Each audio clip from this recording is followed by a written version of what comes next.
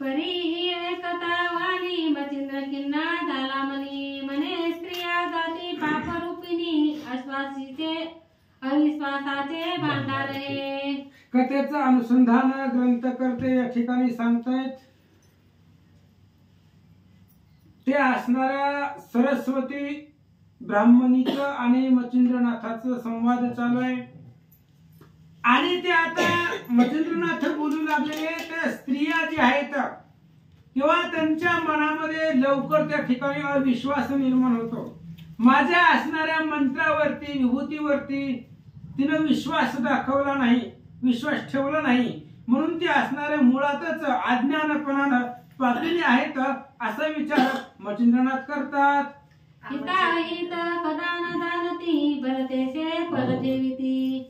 वाजव त्याच्यावर बंद होतं तुम्ही वाजव.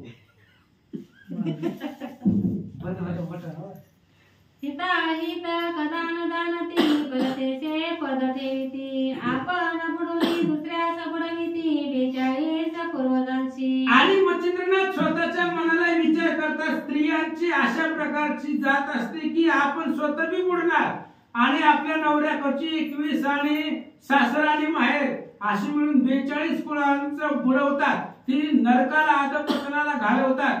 अशा प्रकारचं वागणं स्त्रियांचं असतं असा विचार मचिंद्रनाथ करतात. स्त्रिया संगे लाभ किंचित काही दिसेना सकळ नाहीत. उभा चिराबे भाराईत वर्षभ जेवी वनिता. आणि विचार केला मचिंद्रनाथाने स्त्री बरोबर असल्याबरोबर तिच्या संग असणारा सहवास लाभ किंचित आहे. स्त्री सोबतीला असताना काही किंचितही लाभ सोबतीला नाही. पण जर अनर्थ पाहिला गेला तर अनर्थाचा ढिगार आहे.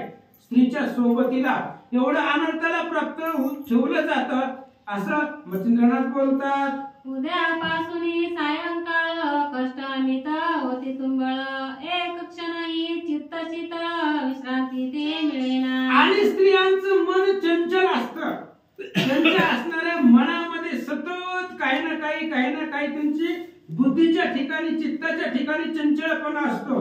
सकाळ दिवस उगवल्यापासून संध्याकाळपर्यंत त्यांच्या मन शांतच बसत नाही. मनामध्ये सारखं काही ना काही विचार असतात असं मचिंद्रनाथ सांगतात. या विषय सुखाची परी मानावी जरी हृदयांतरी. ते होय स्वशक्ती बाहेरी निर्बळपणी मिरवावे. म्हणून स्त्रियांबरोबर कुठल्याच प्रकारचा लाभ किंवा सोयीत नाहीये. पाहिले गेलं तर सर्व असणारा अनर्थ आहे. जर विषयाच्या पाठीमाग जर धावलं गेलं तरी सुद्धा असणारी स्वशक्ती तिथे वेचली जाते आणि विषयाच्या पाठीमाग गेल्यानंतर क्षीण शक्ती अंगाला प्राप्त होते. म्हणून कुठल्याच प्रकारचं हित स्त्रियांपासून आपलं नाही असं मचिंद्रनाथ बोलतात. ऐसी जीवाची अवस्था होय मेलिया नरका माझी जाय. केल्या कर्माचे रूप फेडाया आचरण काही नसेची. आणि अशा प्रकारे स्त्रियाच्या संगतीमध्ये राहिल्यानंतर तिच्या सोबतीला राहिल्याबरोबर आपलं हित काहीच नाही आणि मेल्यानंतर नरकाला जावं लागतं. आणि नरकाला गेल्यानंतर सुद्धा जे आपण इथं पृथ्वी तलावरती केलेलं आहे पापकर्म असेल तर ती पापकर्म भोगावं लागतं. आणि तिथे गेल्यानंतर जे काय आपलं उर्वरित आहे या जन्मामध्ये केलेलं सगळं त्या ठिकाणी फेडावं लागतं असं सांगतात. शिष्य पाप गुरुनाथा स्त्री पाप भोगणे बरता. तस्मात जिकडे तिकडे पाहता अनर्थाचे मूळती. आणि स्त्री म्हणजे अनर्थाचं घर आहे, मूळ आहे. विचार केला गेला पाहिलं गेलं तर जे काय शिष्याने केलेलं पाप आहे ते शिष्याचं पाप गुरुला भोगावं लागतं आणि बायकोने केलेलं पाप नवऱ्याला भोगावं लागतं. म्हणून स्त्रीने केलेलं पाप ती असणारा पाप भोगावं लागतं पतीला, तिच्या नवऱ्याला.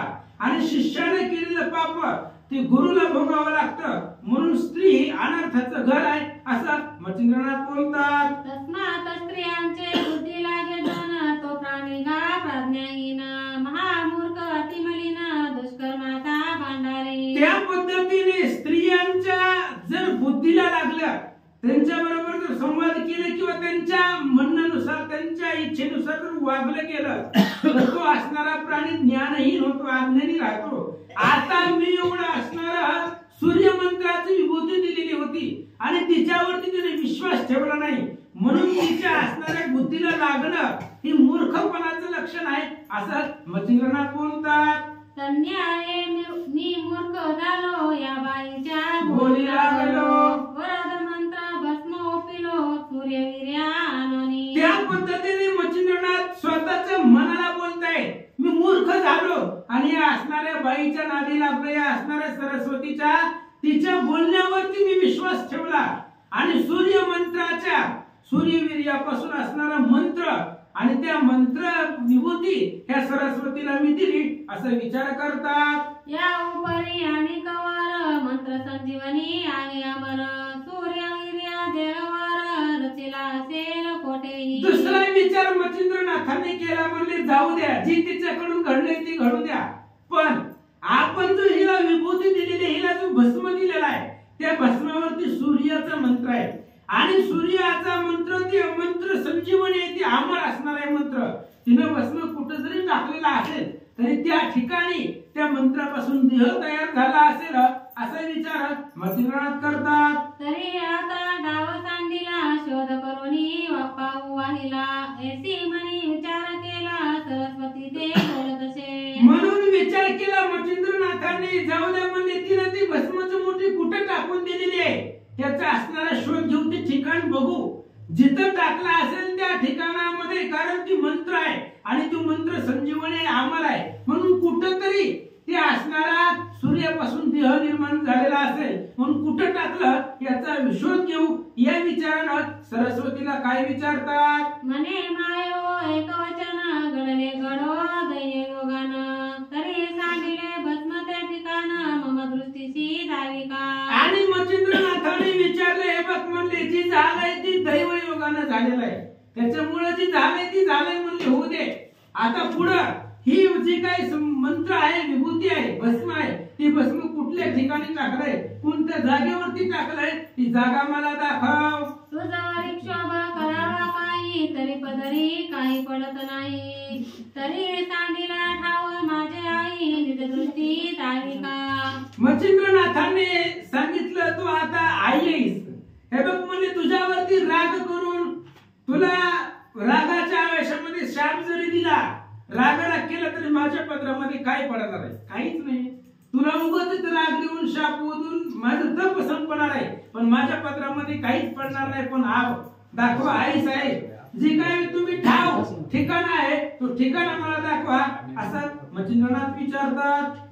ऐसे बोलता नातवानी भय पिटले मुळे उनी प्रांजळ चित्ते शुभाननी मुखचंद्रा उचंबळली. आणि अशा पद्धतीने मच्छिंद्रनाथांनी बोलल्याबरोबर तिच्या चेहऱ्यावरती उजळपणा आला, तिला आनंद वाटला, नाथांचा अभय मिळाला आणि आता आपल्याला महाराज काहीच करणार नाही, म्हणजे कुठल्याही प्रकारची शिक्षा देणार नाही असं वाटल्यानंतर ना मग मुळापासून भीती संपली गेली आणि उल्हासानं काय सांगू लागले. मने महाराजा योग द्रुमा सांडीला ठाव दावित्य तुम्हा पुढे चाले उगमा नात जातसे सवे सवे. आणि लगेच सरस्वतीनं त्या मच्छिंद्रनाथांना सांगितलं, महाराज चला म्हणले, तुम्हाला दाखवते ती भस्म ज्या ठिकाणी मी टाकून दिलेला आहे ती जागा तुम्हाला दाखवते. म्हणून सरस्वती पुढे निघाली आणि त्यांच्या पाठीमागे मच्छिंद्रनाथ निघाले.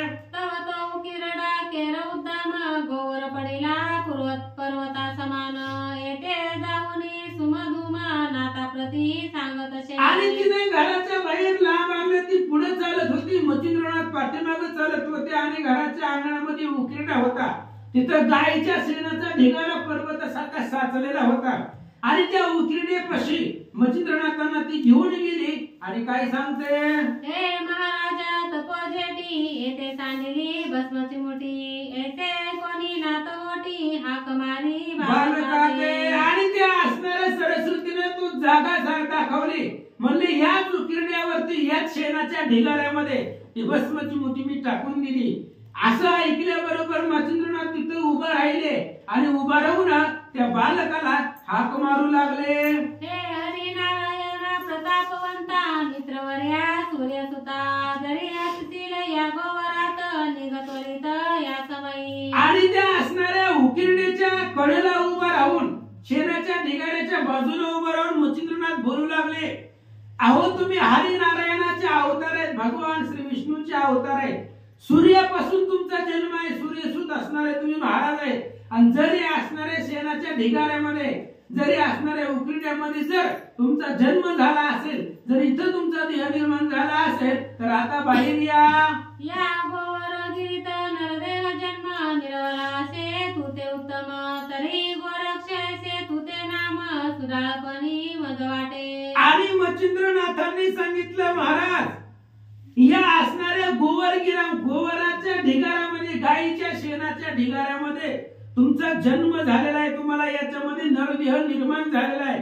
म्हणून आजपासून मला असं वाटतं की गोरक्ष हे नाव तुम्हाला योग्य वाटेल, आणि याच नावाने तुम्हाला हाक मारतोय, बाहेर या. 12 वर्ष पर्यंत बैसलासी गोवर रक्षणात, म्हणून गोवर नाम तू ते पाचारितो स्वच्छ दे. आणि मच्छिंद्रनाथांनी सांगितलं, महाराज तुम्ही 12 वर्ष पर्यंत हे असणाऱ्या गोवराचं रक्षण करत बसला, गायीचं जे काही शेण आहे ते शेणाचा ढिगाऱ्यामध्ये तुमचा असणारा देह निर्माण झालेला आहे, म्हणून मला असं वाटतंय की तुम्हाला नाव ठेवावं आणि त्या नावानं हाक मारावी. कोणच्या? 12 वर्षापर्यंत बैसलासी गोवर रक्षणात, म्हणून गोवर नाम तुझे पाचारितो स्वच्छंदे. श्रीराम जय राम राम. अशा प्रकारे गोरक्ष गायीच्या शेणाच्या ढिगाऱ्याचं रक्षण तुम्ही केलं आजपर्यंत, म्हणून आता गोरक्ष नाव तुम्हाला योग्य वाटेल आणि त्याच नावाने तुम्हाला बोलवतो, बाहेर या. तरी आता न लावी उशीर हे गोरक्षनाथा निघे बाहेर, ऐसे वदता नाथ मच्छिंद्र बाळ शब्द उद्देला. श्री गणेशाय नमः, श्री पांडुरंगाय नमः, श्री प्रभु रामचंद्राय नमः. म्हणे महाराजा गुरुवर्या गोरक्षाचे मी आठाय, परी गोरक्षनाथाने गुंफित काया भार मोडी विराजला. आणि ते असणाऱ्या गोवरामधून आवाज आला, म्हणली महाराज 12 वर्ष झालं, या 12 वर्ष मी असणाऱ्या गोवरामध्ये होतो, हे काय वाटतंय आणि ते असणाऱ्या गोवर रक्षणामध्ये होतो, त्याच्यामुळे माझ्या अंगावरती शरीरावरती हे असणाऱ्या गोवराचं वेष्टन झालेलं आहे, ढिगारा लागलेला आहे, म्हणून तुम्हीच मला बाहेर काढा. तेने करोनी शरीर वेष्टन झाले आहे दडपण, तरी गौरी हाते विचारून विदारून बाहेर काढी महाराज. आणि त्यावेळेस सांगितलं, गोरक्षनाथांनी आतून बोलायला सुरुवात केली, म्हणजे महाराज 12 वर्ष झाले असणारा शेणाचा ढिगारा गौऱ्या माझ्या असणाऱ्या अंगावरती आहेत, त्या सगळ्या बाजूला सारा, कारण त्याने शरीराला वेष्टन केलेलं आहे, त्याच्यामध्ये शरीर दाबून बसलेलं आहे, तुम्ही ते सगळे असणाऱ्या गौऱ्या बाजूला काढा आणि मग मला हात देऊन बाहेर काढा, असं गोरक्षनाथ आईसे ऐकोनी बोल उत्तर, लवकर आणून आलो पत्र, मही विदारुणी नग गौर बाळ तनु काढली.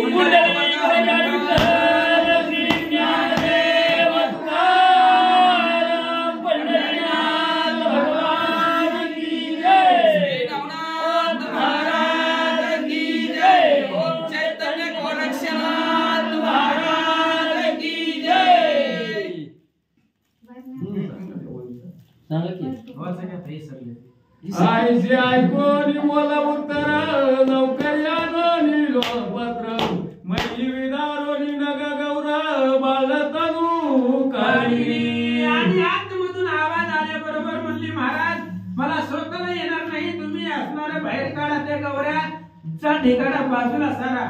लगेच असणाऱ्या मच्छिंद्रनाथाने गावातली बोलवली, 2-4 ते असणारा ढिगारा जी काही गौऱ्या साचलेल्या होत्या त्या बाजूला काढल्या, आणि सुंदर अशा प्रकारे राजस सुकुमार मदनाचा पुतळा असं 12 शरीर 12 वर्षाचं त्या गोवरामधून मच्छिंद्रनाथांनी बाहेर काढले. आणि परिती तनुलत बालार्क किरणी दिसे म समता, की धन मानोसी विदुलत चमकदारी आगळी. आणि ते असणारं बाहेर मूर्ती 12 वर्षाची मूर्ती बाहेर निघाल्याबरोबर एवढे सुंदर असणारं गोरक्षनाथांचं रूप दिसू लागलं. आकाशात उत्तम काय विद्या आहे, विजेचं जेवढं तेज आहे, प्रकाश आहे, तेवढा असणारा प्रकाश गोरक्षनाथांचा दिसू लागला. पूर्ण चंद्र प्रकाश पौर्णिमेचा दिशा उजळे समयी निशीच्या तेरी तनु धर्म बदनाचा जगा माझी मिरवना. किंवा 12 सूर्याचं तेज असावा तसा असणारा स्वरूप गोरक्षनाथांचं होता. पौर्णिमेच्या दिवशी चंद्राचा प्रकाश पडावा संपूर्ण पृथ्वीवरती. पौर्णिमेच्या दिवशी चंद्राचा प्रकाश पडतो, तो प्रकाश जेवढा शोभिवंत आहे तसं स्वरूप गोरक्षाचं दिसू लागला. दुसरा ईशेतो चक्रधर ते दोन्ही आता मूर्ती सार विट मानोनी शिर सागर मनोनी येते आलासे. आणि गोरक्षांचं स्वरूप एवढं सुंदर दिसू लागलं की दुसरा भगवान श्री विष्णूच असावा. आणि त्या श्री विष्णूला तिथं क्षीरसागरामध्ये दुधाच्या समुद्रामध्ये शेषाच्या पलंगावरती झोप येणार, तिथं करमना, म्हणून त्या असणाऱ्या दुधाच्या समुद्राचा त्याग करून इथं भगवान श्री विष्णू आले की काय असं स्वरूप गोरक्षाचं दिसू लागला. ओंकार पद पंकज सकल अंगोळ्या तेज पुंज चंद्राकाशम विराजे नके अग्रे अंगोळी. आणि त्यांच्या गोरक्षांच्या पायाच्या असणारी पाया असतील, पायाच्या मुद्रा असतील, हातातल्या अंगठ्या असतील, आरक्त अशा प्रकारचे सुंदर बाल सूर्यासारखं बाल सूर्याचं जसं तेल असावं तसं त्याच्या हातातल्या असणाऱ्या अंगठ्या, हातातल्या अंगुळ्या गोरक्षनाथांच्या दिसू लागल्या. कोटी वसुनिळा पूर्व देखा केंद्र निळाची झळके बिका मनगटावर आलो लिका सकळ पोटरी विराजे. आणि त्यांच्या असणाऱ्या पायाची घोटी वर्तुळाकार गोलाकार अशा प्रकारची घोटी त्यांची दिसत होती. त्यांच्या असणाऱ्या पोटरी या मांड्या म्हणजे लहान लेकराचं स्वरूप. 12 वर्षाचं लेकरू सुंदर दिसावं तशा पद्धतीने गोरक्षनाथांचं स्वरूप दिसू लागलं. यावरी जाणू स्थळ जायचे स्तंभ करदळीचे उभय सरळ त्यावरी कटी तथा ती निर्मळ हरी हरी माझा समन जाणवी. आणि मग गुडघ्याच्या वरती मांड्यांचा भाग आहे आणि त्या मांड्या एवढ्या असणाऱ्या सुकुमार होत्या तसं केळीचं पान असावं किंवा केळीचा गाभा असावा तशा पद्धतीने गोरक्षनाथांच्या मांड्या एवढ्या सुकुमार होत्या असं सांगतात. कटीवरती नाभिधाम त्यावर ते हृदयाती सुगम सुगम परिविद्या धामाचे परिवार तसे. आणि गोरक्षनाथांचं कटी म्हणजे कंबर अतिशय लहान होती, सुंदर होती आणि कमरेच्या वरती असणारी नाभी बिंबी अतिशय सुंदर दिसू लागलेली आहे. त्याच्यावरती हृदय आहे आणि ती हृदय म्हणजे सगळ्या असणाऱ्या विद्या त्या हृदयामध्ये सामवतील विद्येचं मंदिर असणारा ते हृदय दिसू लागला. द्वादश वर्षा लोलिका सर्व गुणी पाहता बालक सरस्वतीने भाडी देख तर्जनी ते लाविले. आणि अशा पद्धतीने ती 12 वर्षामध्ये ते असणारं बाळ अतिशय सुंदर 12 वर्षानंतर ना ते असणारं त्या गोवरामधून बाहेर निघालं. सरस्वतीने पाहिलं, तिनं आपलं कपाळ हाणून घेतलं, म्हणले जर सांभाळलं असतं, जर ती भस्म ह्या महाराजाच्या असणाऱ्या शब्दावरती विश्वास ठेवून जर आपण सेवन केलं असतं, खाल्लं असतं तर आपल्या पोटाला ही बाळ जन्माला आलं असतं. याचं दुःख आपल्या पोटाला जन्मलं नाही, पण सुंदर अशा प्रकारचं बाळ स्वरूप पाहिलं गेलं. सरस्वतीला आनंद वाटला. नाथ म्हणे ती गोरटी आजरी मीच करंटी आयसा पुत्र माझी पोटी येता दैवे उच्छे दिला. सरस्वतीला पश्चाताप होऊ लागला. उगाच काट्यावरती गेले नाही, शेजारणीचं ऐकलं नसतं, ऐकलं तर बरं झालं असतं. शेजारणी पशी जाण्यापेक्षा कुठं तर पुतीला गेली असतं तर कल्याण झालं असतं. कशाला त्यांच्या वाईट गोष्टी नाही त्या गोष्टी ऐकल्या आणि महाराजांचं असणाऱ्या भस्माची मुठी टाकून दिली. माझं कपाळ करंट आहे, आता दुसऱ्याला दोष देऊन काय करावं, माझ्या नशिबामध्येच ही असणाऱ्या पुत्र संतती नव्हती असं स्वतःला दुःख दोष देऊ लागले. ती उठोनी परम तळमळ नेत्री दाटले अपार जळ मोय करपे हृदय कमळ रुदन संवादानुवादी. आणि त्या गोरक्षनाथाच्या चेहऱ्याकडे मूर्तीकडे पाहिलं गेलं, डोळ्यामधून पाणी वाहू लागलं, अंतकरणाला खूप दुःख वाटलं. हीच लेकरू आपल्या पोटाला येणार होतं पण आपल्या नशिबामध्येच नाही. डोळ्यातून पाण्याच्या धारा वाहू लागल्या आणि रडत रडत काय बोलू लागले. पाहुणी मचिंद्रनाथ म्हणे खेद गाव करीसी व्यर्थ तुझा नवता तो सुत प्राप्त कैसा होईल. ती रडत असलेली मच्छिंद्रनाथाने पाहिलं. मच्छिंद्रनाथाने सांगितलं कशाला रडायला लागले. तीही मुलं तुझं नव्हताच, तुझ्या नशिबामध्येच नव्हता. त्याला आम्ही तरी काय करणार आहे म्हणून व्यर्थ रडू नको, दुःख करू नको असं महाराज बोलतात. पापान योग स्वान पराचा बक्षितो भाग परी उलटो निरसना मार्ग स्वान दैवे विराजे. धन्य आय मूर्तिमंत विभाग नसे आयसा सुत हाता सोग करीसी का व्यर्थ तव शाप विभाग मिरविसी. मच्छिंद्रनाथाने सांगितलं इथं माझ्यापाशी बसून रडू नको, दुःख करू नको. तुझ्या नशिबामध्येच नव्हता, तुझ्या प्रार्थनामध्येच हा मुलगा नव्हता. जा म्हणले आता घरी, नाहीतर इथं आता पुन्हा जर रडत बसली तर माझ्या मुखामधून शाप बाहेर निघेला असं नाथ बोलतात. कै जा तू येतोनी नाक घेशील शापवाणी माझा कोप प्रत्यक्ष अग्नी ब्रह्मादिका सावेना. मच्छिंद्रनाथाने सरस्वतीला सांगितलं माझ्यापाशी इथं रडत बसू नको, उठ आपल्या घरला जा. इथं जर रडत बसली तर माझा मी शाप देईन आणि माझा शाप अतिशय भयानक आहे. जसं अग्नी असावा तसा माझा शाप आहे. ब्रह्मादिक देवांना सुद्धा माझी शापवाणी सहन होत नाही असं महाराज बोलतात. ऐसा बोलिला क्रूर वार्ता सरस्वती पावली भय चित्ता मागे पावल ठेवोनी तत्वता निज सदना पातली. अशा प्रकारे वाईट वाईट मच्छिंद्रनाथ बोलू लागले. तिचा असणारा शापवाणीचा उद्देश मुखामधून शब्द बाहेर पडल्याबरोबर घाबरली. म्हणले आतापर्यंत काही बोलले नाही तर आता जर आपण बसले तर महाराज शाप देतील. आणि शापाला घाबरून मच्छिंद्रनाथाचा राग पाहिला. सरस्वती निघाले. येरीकडे गोरक्षनाथे येवनी वंदिले गुरुपदाते मच्छिंद्रनाथ तो प्रसन्न चित्ते अनुग्रहोपी तसे. आणि इकडे गोरक्षनाथ आले बरोबर गुरुच्या असणाऱ्या चरणावरती डोकं ठेवलं. गुरुचं दर्शन घेतलं. मच्छिंद्रनाथांनी उठवलं गोरक्षाला आणि हृदयाला मिठी मारले.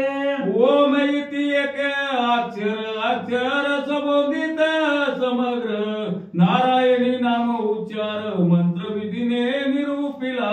आणि गोरक्ष येऊन पाया पडल्याबरोबर गुरुकृपेचा हस्त मच्छिंद्रनाथांनी गोरक्षाच्या मस्तकावरती ठेवला.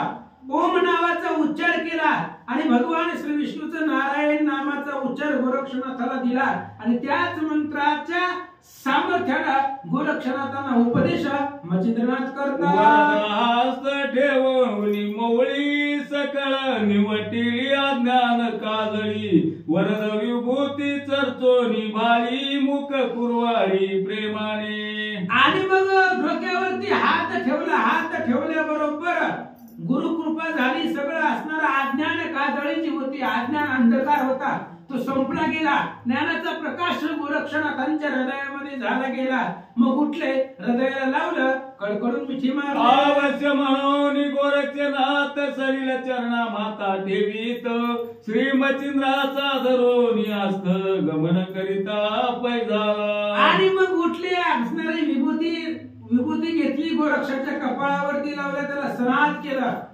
सगळे असणारे गुरुची कृपा त्याला प्राप्त करून दिली. ज्ञानाचा प्रकाश हृदयामध्ये झाल्यानंतर गोरक्षनाथाचा हात मच्छिंद्रनाथाने धरला आणि ते चंद्रगिरी गाव सोडून पुढे चंद्रगिरी स्थान सोडून करीती जगन्नाथी गमन तो मार्गी जाता एक ग्राम कनकगिरी लागला.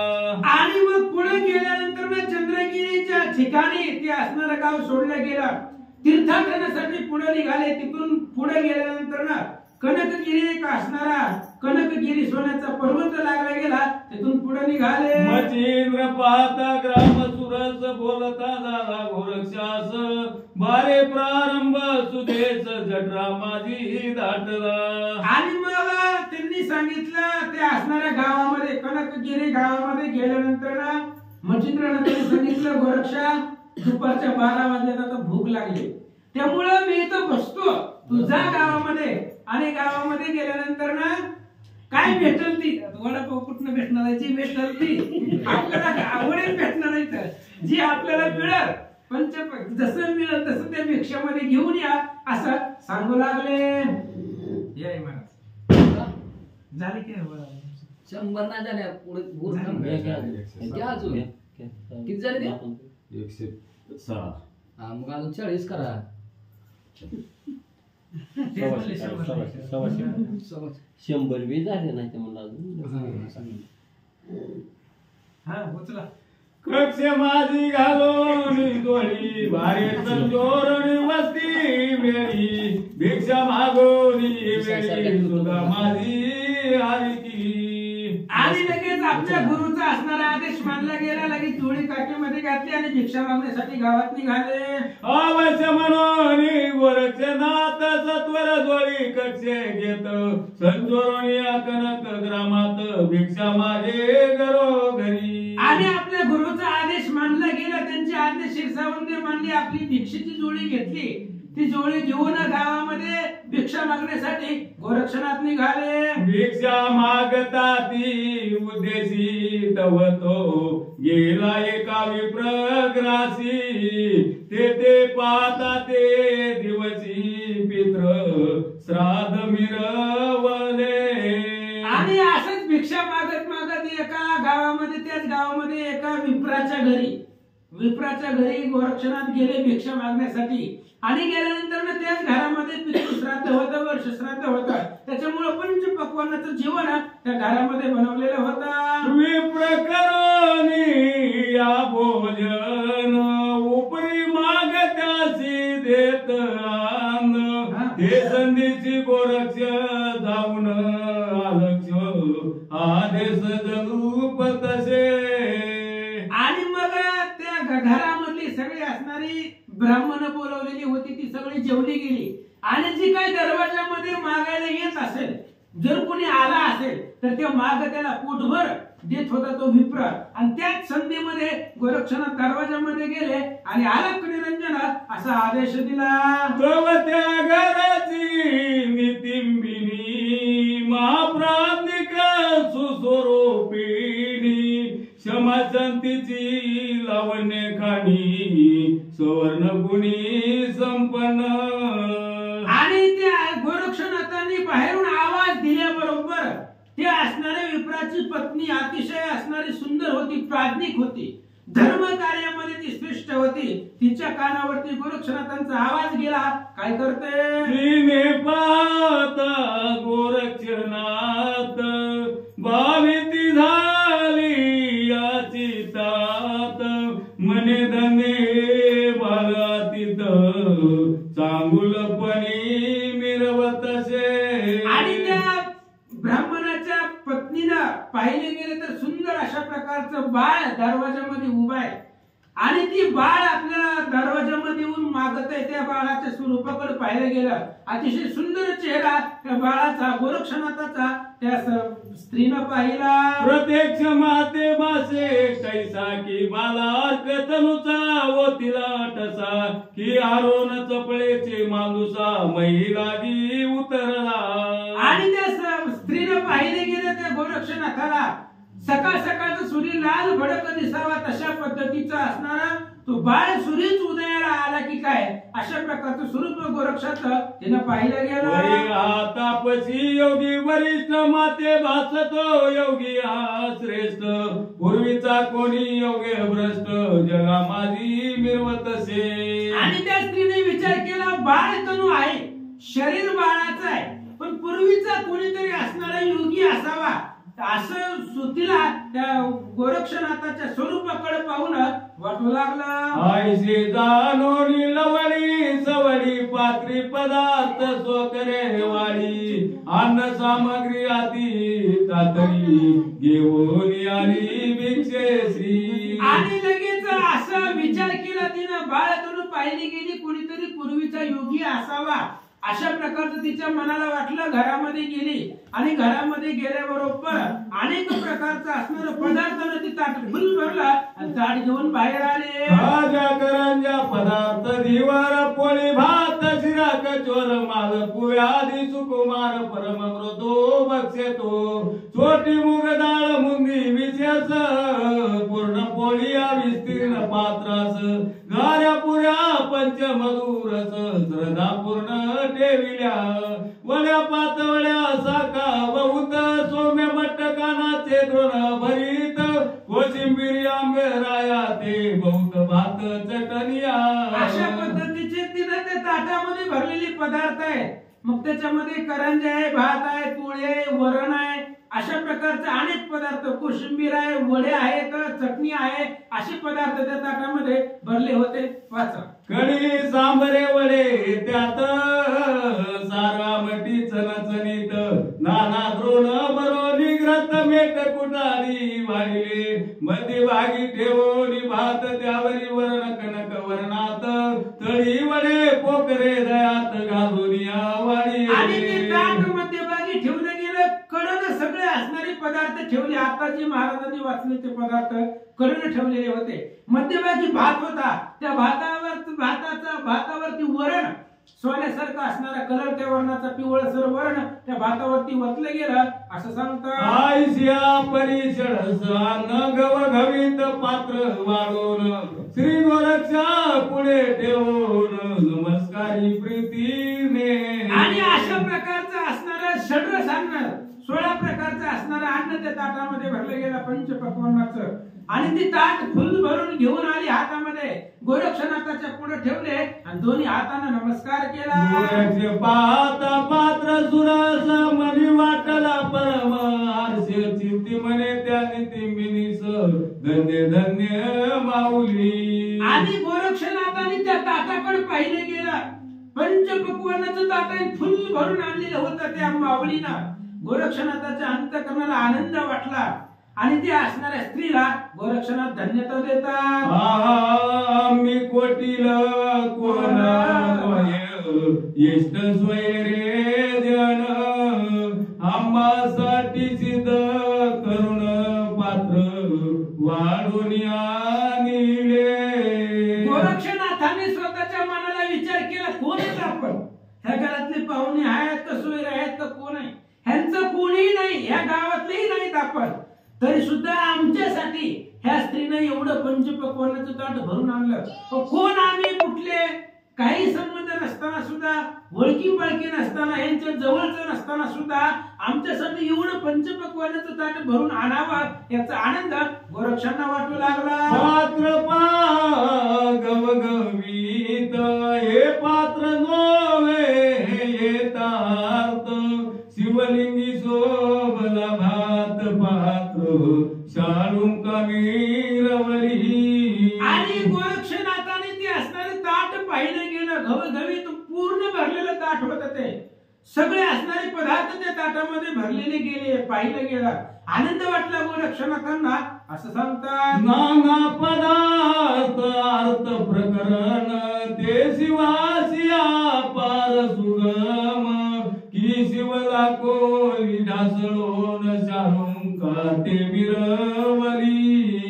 आणि जसं असणार महादेवाची मूर्ती असावी आणि त्या मूर्तीवरती बेल वगैरे आपण वाहिलेले असावे, तशा पद्धतीने महादेवाची पूजा केल्या, मूर्तीची लिंगाची पूजा केल्यावर ते जसं शोभिवंत दिसतं त्या पद्धतीने ते ताट फुल भरलेलं गोरक्षनाथांनी पाहता तो भात सकळांनाचा प्रभू शोभत पात्र माहिते प्रीतीने बहुत नाना पदार्थ मिरवले. किंवा त्या भाताकडे जर पाहिले गेले तर या सगळ्या अन्नाचा राजा असावा.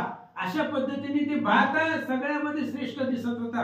गोरक्षनाथ विचार करतायत अशा प्रकारचं त्या ताटाकडे जर पाहिलं गेलं तर पूर्ण भरलेलं पंचपक्वान्नाने भरलेलं ताट समोर पाहिलं गेलं. हे प्रतना मेळ काजे मंत्री दिशे सब मोळी छत्र ते जाळवरान हे मिरवले. आईचा भास भासवणी हृदय पात्र कक्षे जोडीत ठेवी आशीर्वाद जन कोसवणी बाई जाता महाराजा. आणि अशा प्रकारे त्यांनी त्या ठिकाणी वाटलं गोरक्षनाथांना, ते ताट पाहिलं आणि ते आपल्या भिक्षेमध्ये घेतलं, निघाले. ते म्हणे उदरा पुरते प्राप्त आत्मान झाले माते, आता वेचोरी कष्टाते केवी हिंडावे घरोघरी. गोरक्षनाथाने विचार केला, आता पुढच्या घरी जायचं कॅन्सल, काय करायचंय? इथं जर आपल्याला पोटभर मिळत असेल तर पुढच्या दरवाजामध्ये कशाला जायचंय? ह्या स्त्रीला आपल्याला एवढं दिलंय, संध्याकाळी सुद्धा भागतंय, कुठं जायची? आईचा विचार करो नियाची ती वणी वंदिली श्री गुरुमूर्ती, भिक्षा झोळी कक्षेतून निघुती काढून ठेवी पुढारा. गोरक्षनाथाने विचार केला, या असणाऱ्या माऊलीनं आपल्याला भरपूर दिलेला आहे, त्याच्यामुळे त्याच दरवाजामधून महागारी फिरले आणि मच्छिंद्रनाथाच्या पुढे आले. मच्छिंद्रनाथांच्या पुढे आल्याबरोबर नमस्कार केला आणि काकातली झोळी मच्छिंद्रनाथाच्या पुढे प्रत्यक्ष तप मौली विकासून पाये झोळी, तव ते अन्न सुंदर परिमळी निज दृष्टी देखिले. आणि मग मच्छिंद्रनाथांनी पाहिलं गेलं, त्या झोळीमध्ये झोळी खाली ठेवली. खाली ठेवल्याबरोबर त्या झोळीत पाहिलं तर फुल पंचपक्वानाने भरलेलं ताट मच्छिंद्रनाथांना दिसलं गेलं. मग ते घेऊन फुले पासी भोजन करी योगींद्र, तापसी अन्न स्वादिष्ट रसनेशी लागता भक्षी आवडीने. आणि मग ते असणारं अन्न घेतलं, ते झोळीतून बाहेर काढलं ताट, आणि ते असणाऱ्या ताटामधलं जे काही अन्न होतं वाढलेलं, ते अन्न अतिशय प्रेमानं मच्छिंद्रनाथ सेवन करू लागले. मोठा माझी कवळ करिता रसनान लावी देत दंता, म्हणे हे तर की होतील आता लवडी सवडी लोटी तसे. असं पांडुरंगा प्रभू मला दुसरे चरण संतांच्या त्यांच्या कृपा आशीर्वादाने कधीचा विस्तार बाबाजी सद्गुरू असतो का. बसलेले सर्व श्रोते मंडळी साधू संतांनी साष्टांग वळीपात करून कथेला सुरुवात करते. अनुसंधान मच्छिंद्रनाथांनी जेवायला सुरुवात केली. आता ताटात असे पदार्थ होते, असे पदार्थ होते की त्याला चावायची ही गरज नव्हती. नवा आपल्याला वाढलेल्या ताटामध्ये अजून कोणीतरी येईल, त्याला अर्ध वाढावं लागेल, चावायची भांगड ठेवली नाही. त्यातला घास गाटा गाटा गाटा गाटा बरोनी मरते आणि काहीचे नाही पुरते, परी सर्व पदार्थ कामना युक्त बना प्रिय वाटला. आपलं जे काही जठररूपी भंडार आहे, भंडार पोट भरगच्च भरून घेतलं. मच्छिंद्रनाथाने गप्पा गप्पा गप्पा गप्पा खाल्लं. इच्छेपुरतं जेवण वाटलं, इच्छा परिपूर्ण झाल्यासारखं वाटलं. बस कधी असलं जेवायची मिळणार, जेवायला मिळलं गेलं, आनंद वाटला. पण त्याच्यात एक जो काही पदार्थ होता त्याचं नाव होतं वडा, आणि ते वडा अतिशय आवडला पदार्थ पूर्वपणी कामना येते राहिली मनी, केवळ आणि कासता भोजनी चांगलपणा मिळवितो. सर्व पदार्थ अपूर्ववती कधी पाहिलंच नव्हती. आता पितृ श्राद्धा जर एखाद्याच्यात असलं तर किती असते, कढीन वडीन किती पदार्थ करतात, त्यातल्या त्यात 13 पदार्थ करावे लागतात.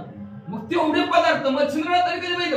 आपण आपल्या दारात आला रिक्षा वाढणाऱ्याला काय वाढतो आपण, रातचं शिल्लक असलं तर वाढ आहे का नाही तर म्हणजे असणार कोरडा शिल्लक काही देतो, पण एवढं कोण वाढतंय का. असला कार्यक्रम तर त्या दिवशी योग आला त्यांचा, त्याच दिवशी निमित्त पितृश्राद्ध होता. त्याच्यामुळे अपूर्व कधी पाहिलंच नव्हतं मच्छिंद्रनाथाने असं ताट. म्हणून ते असणारे सर्व ताट चाटून कुठून मच्छिंद्रनाथाने हाणलं. आणि मच्छिंद्रनाथ म्हणले ह्याच्यात एखादा जर अजून जर वडा असता खायला, सगळं जेवण झालं आणि गोड जेवण जात जात अजून एखादा चल चल उचलते ताटातनं.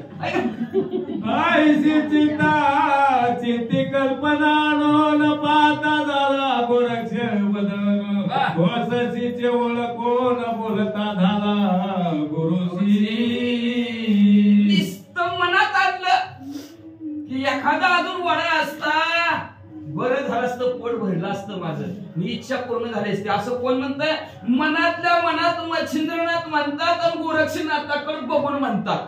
गोरक्षनाथाने ओळखलं, न सांगता तुम्हा कळू येते अंतर, विश्वी विश्वंभर परिहारच न लगे. न सांगता गोरक्षनाथाला कळलं आपल्या गुरुवर्याला वडाला आवडलं, अजून एखादा असते तर अहो बॉक्स भरणार नाही. म्हणे महाराजात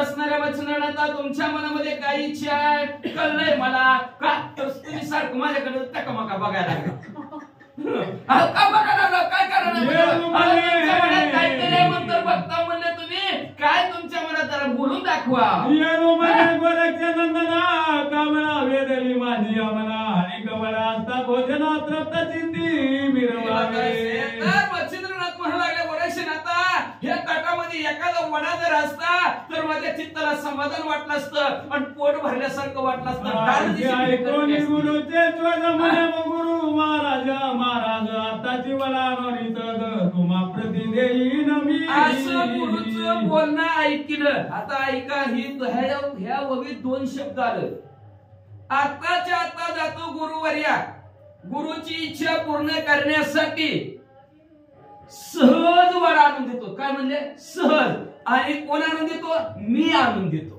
2 शब्द सहज आणणं सहज लय असतं अवघड आहे सहज म्हणजे काय सोपं आहे काय सोपं आहे कुठली गोष्ट दुसऱ्यावर अवलंबून करायची दुसऱ्याच्या मागून आणायचं सहज असतं काय आपण मी आणतो आणि ते नाही दिला हाकलून म्हणजे मी कधी म्हणायचं नाही आणि सहज कुठली गोष्ट सहजासहजी घ्यायची नाही वाचा आईचे म्हणून तात्कालिक उठता झाला तपो नायक येऊन या देख मारी हाक अशा प्रकारचं म्हणजे मच्छिंद्रनाथाचं बोलणं ऐकलं गोरक्षनाथ उठले काट्यामध्ये थोडी अडकवली अडकून म्हणजे असणारा व्यक्ती ते वडा आणण्यासाठी गेलेले आहेत आणि त्याच माईच्या दरवाजाबरोबर उभा राहिले उभा राहून अडक निरंजन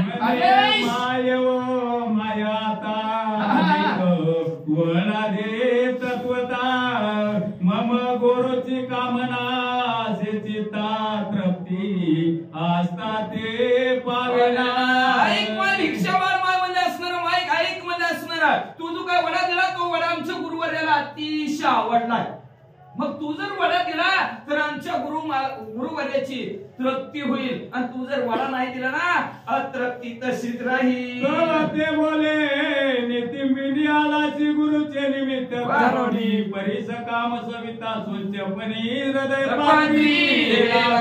आता ती असणार बाई म्हणायला लागली की गप्रे म्हणजे आमच्या गुरुला आवडला आणि देता काय गप म्हणजे गुरुचं नाव पुढं खायचं असतंय कुणाला स्वतःला चिमटा लेकराला लागला नव एखादा आणला ऐका नाही तसं ती बाई म्हणजे तुझ्या मनात ये काय पोटात ये काय स्वतःची इच्छा खायची आणि गुरुचं नाव पुढे करतो काय माते दावनिया गुरु भक्ती कामने करू पासी तृप्ती तस्मात सकळ अर्थ कळू आला ती मला लागी विद्या जपतेच आहे की सवासनी सांगितलं पुपू पुण्याला दिली की लेकराला घेऊन जाते म्हणजे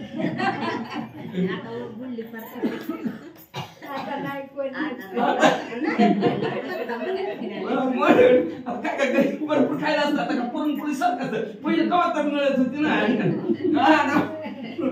मग म्हणले असणार कळलं रे कळलं म्हणजे तुझ्या पोटात ये काय होटात ये काय होटात ना गुरुचं नाव सांगतो आणि तुलाच तुझं पोट भरायचंय असं समज की म्हणले मी बी त्यातनच गेलेले की म्हणले तुला खायचं गुरुचं नाव दाखवतो काय असं असणारे ती स्त्री म्हणू लागली जननी आयसे कामना वेदली नाही मानस गुरुचा काम उद्देश पाहू आलो तव ठाया आई माझ्या मनात तसं नाही आई साहेब जननी जिने जन्म दिला तिला आई म्हणू लागलेले का तर घरघर आई घरघर बाप आई माझ्या मनात तसं नाही हो अजिबात नाही तुम्ही तसा विचार केला तसल्या विचाराच्या बाजूतला मी माझ्या मनात अजिबात नाही खरंच गुरुची इच्छा आमची वडा खायची म्हणून तुमच्या घरी आलो नाहीतर का मला दुसरी घरी नव्हती काय बोले विप्र नंदिनी गुरुवार्थ कामना मनी वेदरी म्हणतोसी तरी प्राज्ञी वचन माझे ऐकावे ब्राह्मणाची पत्नी म्हणू लागली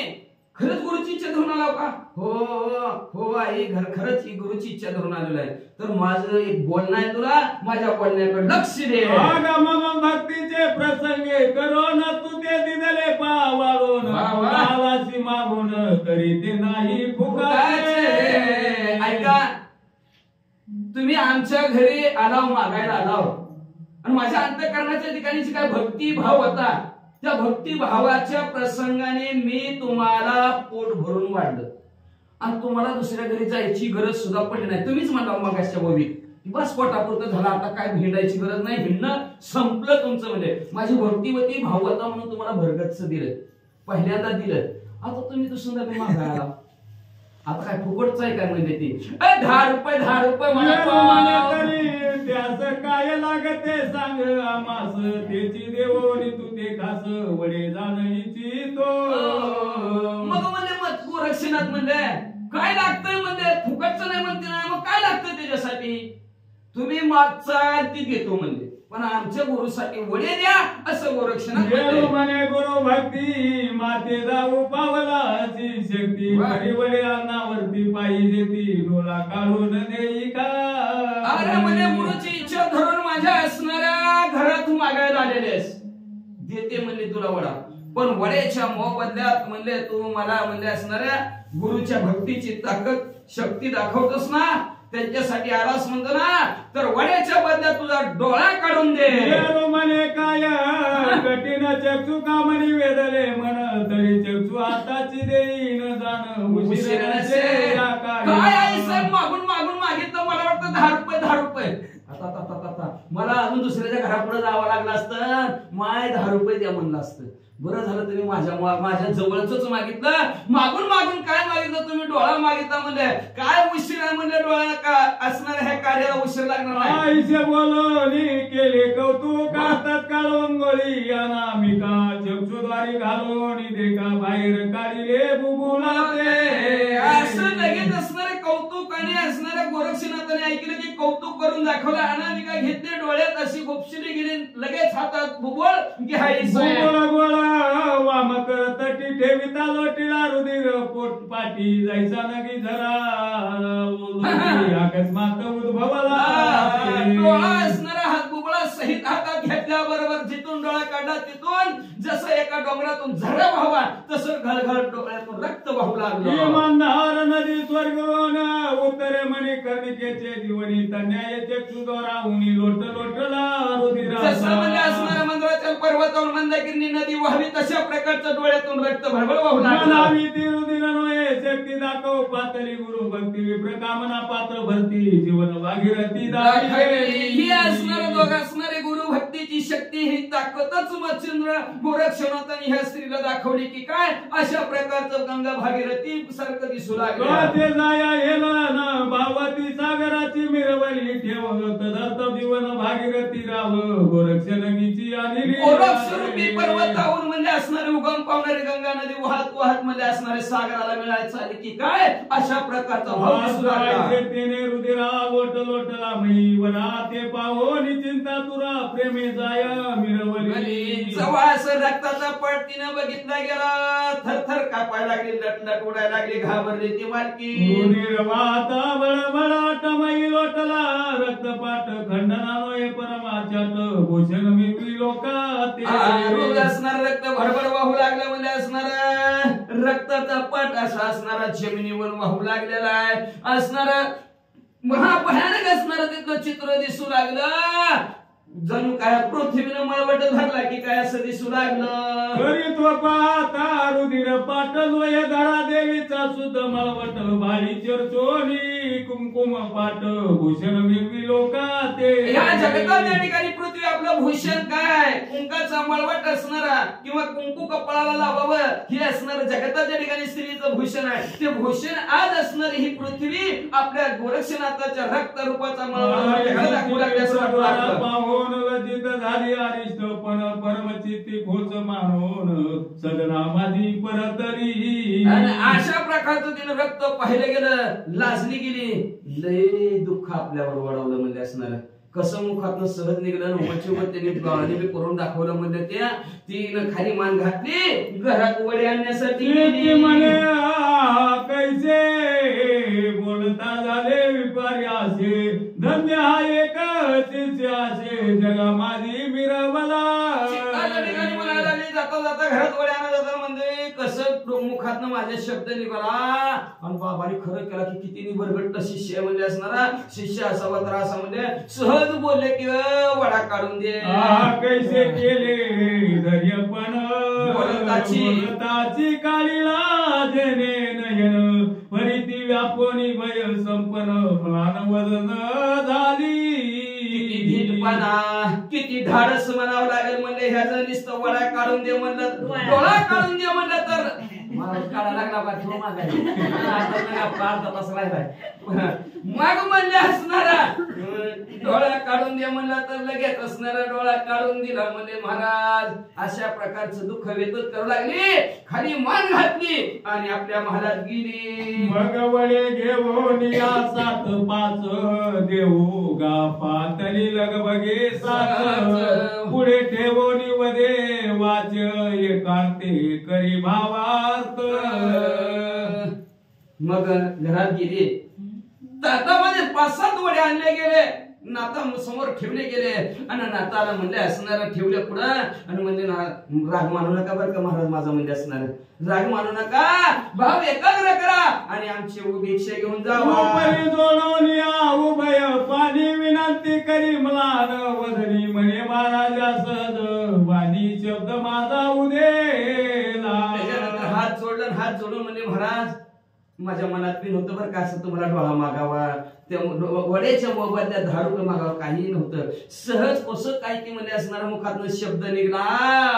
परी उदय होता न लाविता वेळ तुम्ही बाहेर काढले बोल. परी ममा न्यायी शब्द केवळ क्षमा पात्री मिरवावे. पण तुम्ही थोडाही मिळणार नव्हता, लगेच असणारा बुबळ डायरेक्ट तुम्ही बाहेर काढलं गेलं तर माझ्याकडून असणारा भला मोठा अन्याय झाला असणारा, माझ्यावर शब्द आला तर मला क्षमा करा. अशा प्रकारचा असणारी स्त्री हात जोडून त्या गोरक्षनाथांना म्हणू लागली. परी उदय होताना लाविता वेळ तुम्ही बाहेर काढिले बुबुळ. परी ममन अन्याय शब्द केवळ क्षमा पात्री मिरविले. तुम्ही कृपाळू संपूर्ण बैसता अंगी केले धरून. परी तुतके जे दुःख पराकरण देव ऐसे वाटेना. हा म्हणजे महाराज तुम्ही कृपाळू आहेत म्हणजे असणारे सर्वांवर कृपा करणारे आहेत, पण तुम्ही अंगाच्या ठिकाणी असणारं दुःख धरून घेत नाहीत आणि तुमच्या मनात येत नाही कधी दुसऱ्याला दुःख द्यावं म्हणून म्हणजे असणार. सारखं तुम्ही दुसऱ्याला सुखच देता म्हणजे असणार. मला बी तुमच्यासारखंच वाटत होतं दुःख द्यायचं नको दुसऱ्याला का, परत दुःखाने दुःखी व्हावं, परत सुखाने सुखी व्हावं. नाहीतर आपल्यात असतंय की त्यांनी तेव्हा असं केलं का तेव्हापासून त्याच्या पोटात दुखायला लागलं. मग आता डॉक्टरनं काय करावं, त्याला इंजेक्शन गोळ्या काय द्यावं. तशा प्रकारचा असणारा दुसऱ्याच्या दुःखाने दुःखी व्हावं, दुसऱ्याच्या सुखाने सुखी व्हावं. की कमळ करी असता समयी घ्यावा निद्रा इच्छा घेत हृदय.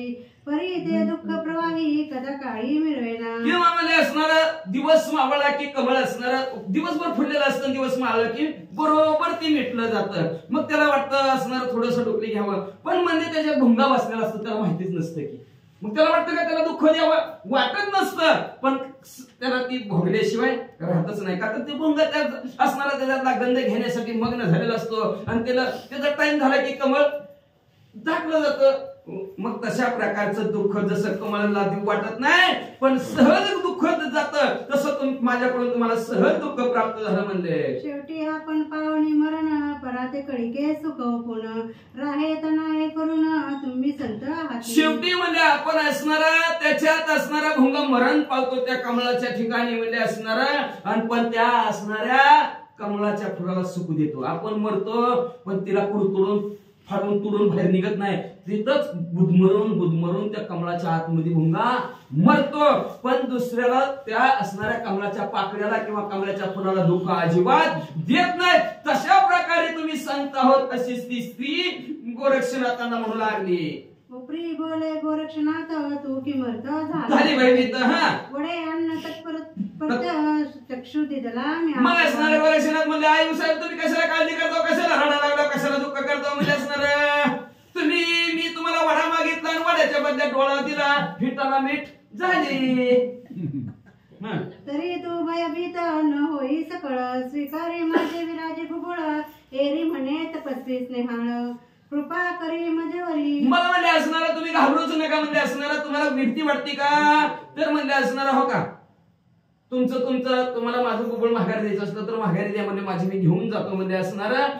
पण ती स्त्री बी म्हणजे फक्त माझ्या एवढी कृपा करा महाराज म्हणजे ते 10 रुपये दिले असते तर उद्या बाजार आणला असता जरा संसार नीट चालला असता. आता हे तुमचा डोळा ह्याला घेऊन काय करू म्हणजे काय करणार डोळ्याचं काय कोणी बाजारात मी विकत घेणार नाही म्हणजे असणार. बरं किती वेळात घेईन थोड्या वेळात म्हणजे असणार.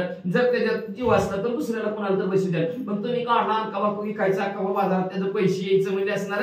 खाऊ पेरणा महाराज हे घ्या डोळा तुमचा घेऊन जावा. इतके देऊनी माते दान बुबळा सहित नियजे अन्न आपुले कार्य संपादून क्षमा वाढवी अमृते. मला इतकंच दान इथुलेच दान द्या म्हणजे आई साहेब म्हणले ती.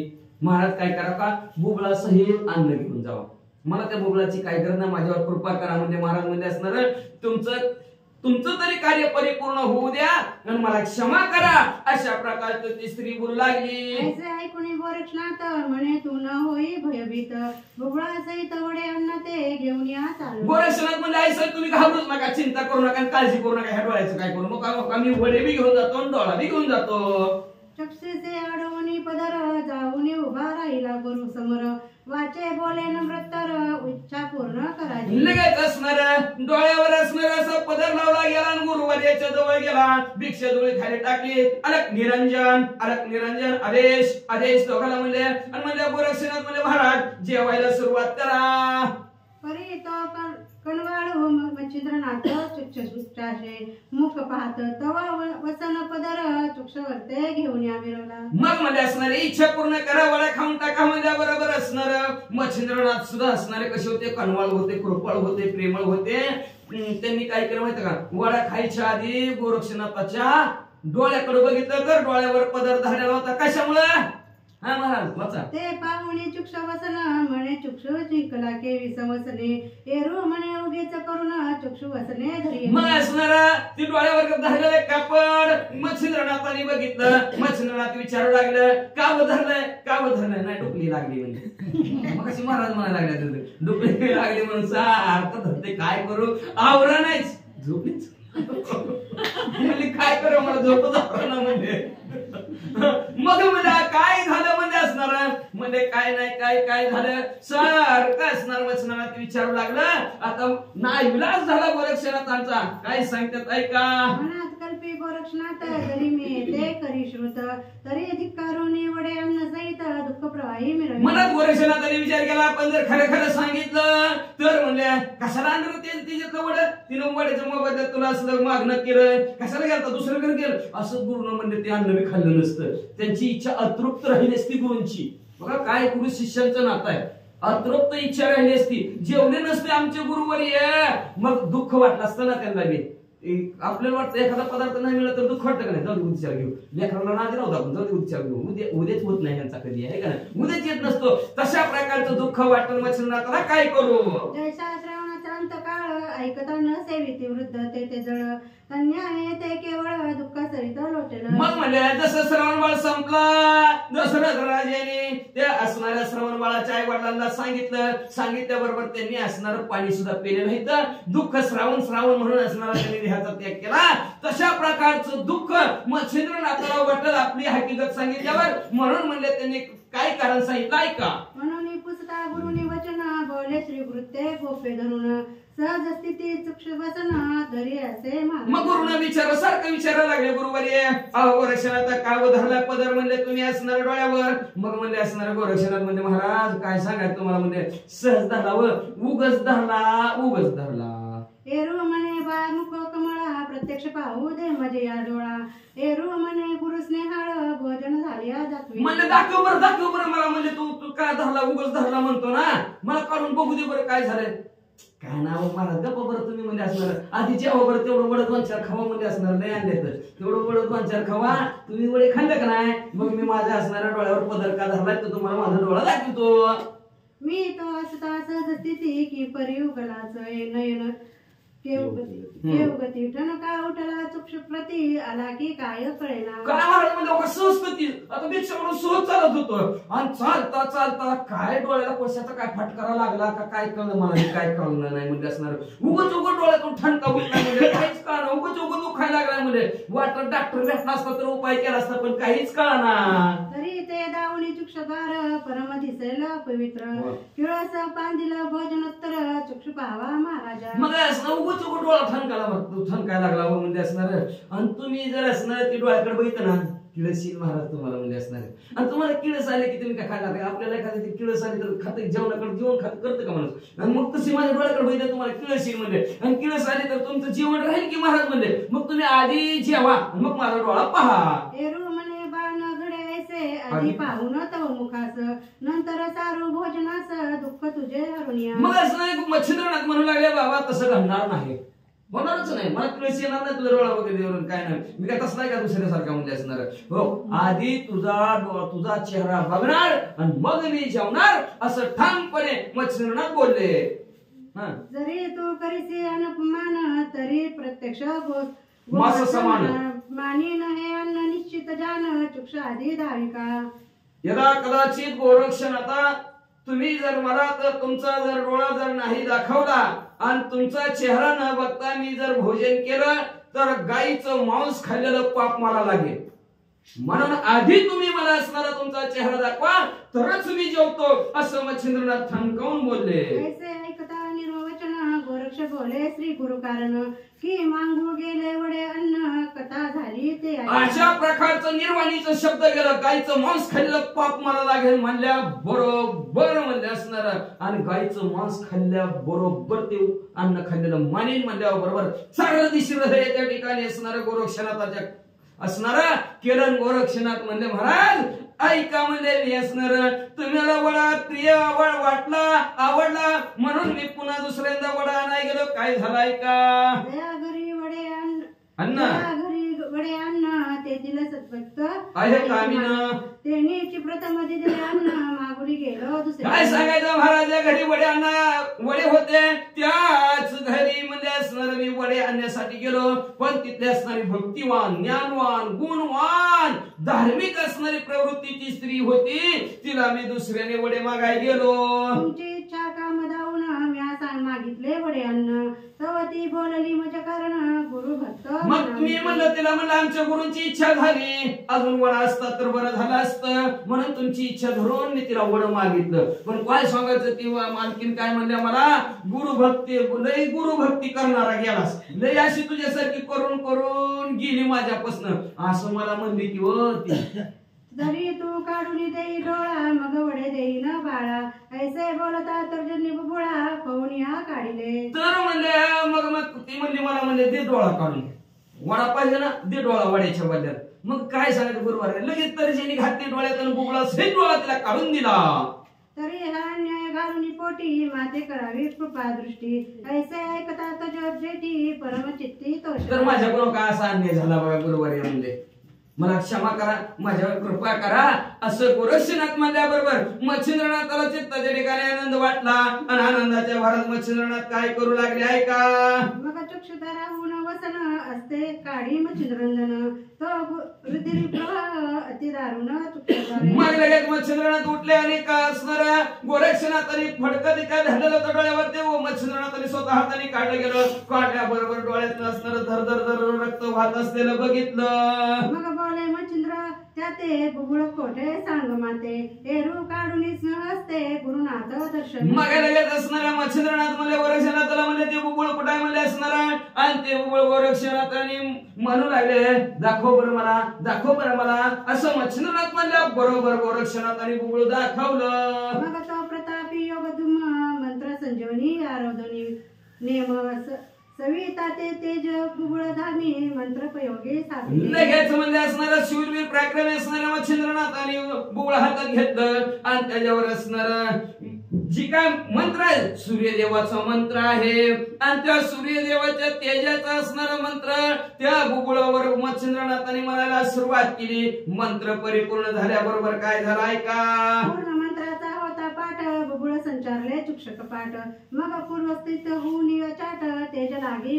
लगेच असणारा पूर्ण मंत्र म्हणून असणारा मच्छिंद्रनाथाचा झाल्याबरोबर डोळा त्यांच्या हातातनं हळूहळू वर सरकला गेला जिथं पहिलं खड्डा झालेला होता गोरक्षनाथ तिथं जाऊन बरोबर डोळा बसला पहिल्यापेक्षा तेजस्वी गोरक्षनाथाला दिसू लागलं जणू काय त्यांनी चष्माच दिला की काय असं वाटू लागलं गोरक्षनाथ स्वीकारे मुख कुरवाळीत म्हणे धन्य धन्य बा महित तुझी एकच. लगेच गोरक्षनाथाला आपल्या मांडीवर मच्छिंद्रनाथांनी बसवलं. डोक्यावर हात फिरवला. हात फिरवून म्हणले असणारे ह्या पृथ्वी तलावर एकमेव असं शिष्य पण असेल तर गोरक्षनाथ तुम्ही आहोत. मग त्यासी घेऊन अंकावरी सुक्षसह्य भोजन करी परिधर्य शक्तीची अपार लहरी मच्छिंद्र देव. मग लगे आपल्या असणाऱ्या मांडीवर घेऊन म्हणजे दोघांनी असणार तिथं जेवण केलं. जेवण केल्याबरोबर मच्छिंद्रनाथाच्या जी काय ताकद आहे, धैर्य आहे, जी भक्ती आहे आणि त्या भक्तीच्या द्वाराच्या लहरी सहज आले मुखावाटे अमृत वचन. गोरक्षनाथाविषयी असणार काय काय मनात येऊ लागलं मच्छिंद्रनाथांच्या ते ऐका पुढच्या वेळेत. झालिया संगोपांग भोजन गोरक्षांशी बोले मच्छिंद्र जाण बारे तव भक्ती पाहून परमचित्ती संत. असणारं व्यवस्थित त्यांचं दोघांचं जेवण झालं. जेवण झाल्यानंतर मच्छिंद्रनाथ गोरक्षनाथांना म्हणू लागले तुझी भक्ती पाहिली, गुरु भक्ती पाहिली गेली. त्या भक्तीवर मी आनंदित झालो. आता आनंदाच्या भरात गोरक्षनाथाला मच्छिंद्रनाथ काय देतात ऐका. तरी मजपासीचे विद्यधन हृदय पासाठवी ठेवून मग अस्त्रविद्या दत्तात्रेय देणे सकळ तू ते निरोपणी. मग आता माझ्या जवळ जे काय विद्याभ्यास आहे ते विद्याभ्यास मी म्हणले आता तुला सगळं शिकवणार आहे. व्यवस्थित अभ्यास कर. गोरक्षनाथ मी म्हणले करतो की अभ्यास म्हणले आहे का नाही. 10 वाजल्यात मी आता झोपतो म्हणले असणार. उद्या पहाटे 4ला उठून अभ्यास करतो ना. म्हणजे 10वा अध्याय आजचा 9 आहे. कालचा 8वा सांगितलं. काय 8वा श्रीराम जय नामाचं नाव 8वा आणि आज असणार नटवा. गुरु भक्ती कशी असताना ही गुरु शिष्यानी नटवली आपल्याला दाखवली आणि ती दाखवताना आता उद्या पटवायची. उद्या असणार कशी कशी पटवून दाखवायची लोकांना. गुरुने शिकवलेला कसा मंत्र म्हणायचा. मंत्र झाल्यानंतर त्याची काय अनुभूती येते ती उद्याच्याला गोरक्षनाथ मध्ये दाखवतो. 10 वाजत आल्यात. आता काय मच्छिंद्रनाथ मी म्हणले तुला मी आता सगळा रात्रभर विद्याभ्यास शिकवतो. उद्याच्याला पहाटे मात्र तुझी दत्तात्रय महाराजांची भेट घालून देतोय. कधी 4 तारखेला आहे का नाही. 4 तारखेला तर दमखा म्हणले असणार. 4 तारखेला दत्त जयंती आहे तर दमखा म्हणले. मग विद्याभ्यास शिकला की त्या विद्याभ्यासावर असणारा आशीर्वाद म्हणून दत्तात्रय महाराजांचा तुला देतो. विद्या साबरी सबळ तेही विद्या अर्पिणी सकळ एक मास करून वस्तीस्थळ विद्येचा अभ्यास केला पाहिजे. मग लगेच असणारा शाबरी नावचं कवित्व आहे तेही गोरक्षनाथाला मच्छिंद्रनाथाने शिकवलं सांगितलं गेलं. 1 महिना त्या कनकगिरी गावामध्ये दोघं असणारे राहिलेले आहेत. मग सर्व विद्याभ्यास असणारे करत आहेत. करता करता म्हणले असणारा पुढे काय झालं ऐका. असो आता निरूपण पुढे अध्यायी नंदन मालू सांगेल श्रोत्याला नरहरी प्रसादे करून. असो म्हणजे असणार आता पुढच्या अध्यायाच्या ठिकाणचं जे काही कथानक आहे. गोरक्षनाथ आणि मच्छिंद्रनाथ तीर्थयात्राला असणारा विद्याभ्यास शिकत आहेत. विद्याभ्यास शिकत असताना कसे विद्या करतील कसा अभ्यास करतील आणि आता परत पुन्हा एकदा ग्रंथ करते गहिनीनाथाच्या जन्माकडे वळतील. झलेंद्रनाथांच्या जन्माचं कथानक असणार 10व्या अध्यायाच्या ठिकाणी होईल. परत 11व्या अध्यायाच्या ठिकाणी कालिकनाथाची जन्माची कथानक येणार आहे. अशा प्रकारचं असणार गोड कथानक असणार. तुम्हाला पुढच्या अध्यायाच्या ठिकाणी नरहरी वंशातील धोंडीचा मुलगा मालू असणार ते सर्व श्रोते मंडळींना सांगतील. म्हणजे कुणाच्या त्यांच्या नरहरीच्या गुरुच्या कृपाशीर्वादाने सांगतील. असं ते त्यांच्या सद्गुरूला शरण गेले. शरण जाऊन या अध्यायाचं कथानक संपवित आहोत. सरळ समंत गोरक्ष काव्य निराकार सर्व परिसोत भाविक नमो आध्याय एवढा श्री कृष्णार्पणमस्तु शुभं भवतु पुंडलिक वरदाय विठ्ठल श्री ज्ञानदेव पंढरीनाथ भगवान की जय. श्री नवनाथ महाराज की जय. अवधूत चिंतन श्रीदेव दत्त वासुदेव.